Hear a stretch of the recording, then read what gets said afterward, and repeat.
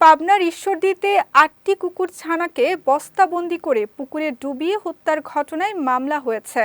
মঙ্গলবার রাতে ঈশ্বরদী উপজেলা প্রাণী সম্পদ কর্মকর্তা আকলিমা খাতুন বাদী হয়ে মামলাটি করেন।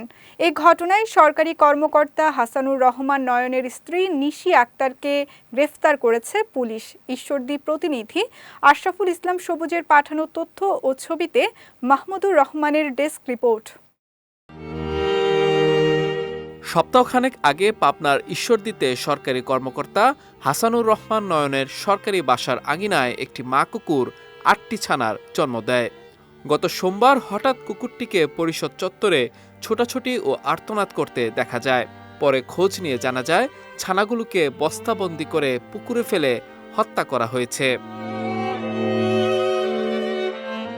এ ঘটনায় ঈশ্বরদী উপজেলার প্রাণী সম্পদ কর্মকর্তা আকলিমা খাতুন বাদী হয়ে হাসানুর রহমান নয়নের স্ত্রী নিশি রহমানকে আসামি করে ঈশ্বরদী থানায় প্রাণী কল্যাণ আইনে একটি মামলা দায়ের করেন।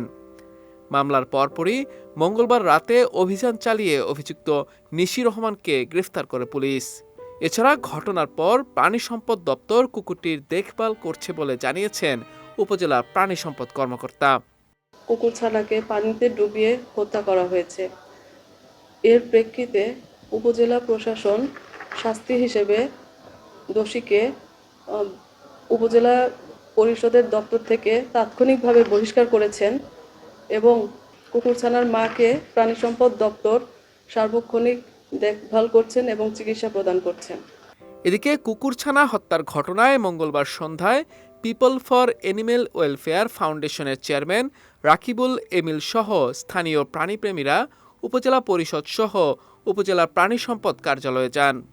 এ ঘটনায় তারা সঠিক বিচারের দাবি জানান।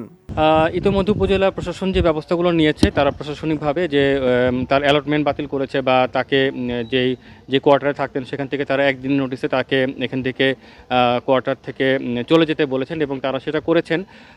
এগুলো আমরা অবশ্যই সাধুবাদ জানাই। তাদের এখতিয়ারে যতটুকু ছিল তারা সেটা যথার্থভাবে এক্সারসাইজ করেছেন। এখন বাকিটা হচ্ছে আইনের যে বিষয়টা, তাকে আইনের নিয়মে চলতে দিতে হবে। অন্যদিকে বিষয়টিকে অমানবিক উল্লেখ করে এ ঘটনায় প্রয়োজনীয় ব্যবস্থা নেওয়া হয়েছে বলে জানিয়েছেন উপজেলা নির্বাহী কর্মকর্তা। ঈশ্বরদী উপজেলা পরিষদের ক্যাম্পাসে গতকালকে আমরা আসলে একটা অমানবিক বিষয় লক্ষ্য করি। আমরা জানতে পারি যে আমাদের ক্যাম্পাসে একটা কুকুরের 8টা ছোট বাচ্চা পানিতে ডুবিয়ে মেরে ফেলা হয়েছে বলে আমরা যখন জানতে পারি, জানার পরে আমরা তাৎক্ষণিকভাবে তাকে কোয়ার্টার ছাড়ার জন্য আমরা নোটিশ দেই এবং তারা ক্যাম্পাস ছাড়ারও নির্দেশ দেয়। তারা ক্যাম্পাস পরিত্যাগ করেছে। প্রাণীর প্রতি অমানবিকতার প্রকাশ শুধু এই ঘটনাটি নয়, এ মাসের শুরুতেও বগুড়ায় একটি বিড়ালকে জবাই করে হত্যা ও পোড়ানোর ঘটনায় বেশ আলোচনা হয় সামাজিক যোগাযোগ মাধ্যমে। ফলে অনেকেই প্রশ্ন তুলেছেন, এসব পথকুকুর বা বিড়ালকে হত্যা বা নির্যাতন করলে বাংলাদেশে এর জন্য আদৌ কোনো শাস্তির বিধান রয়েছে কিনা। বিজয় টিভি নিউজ ডেস্ক।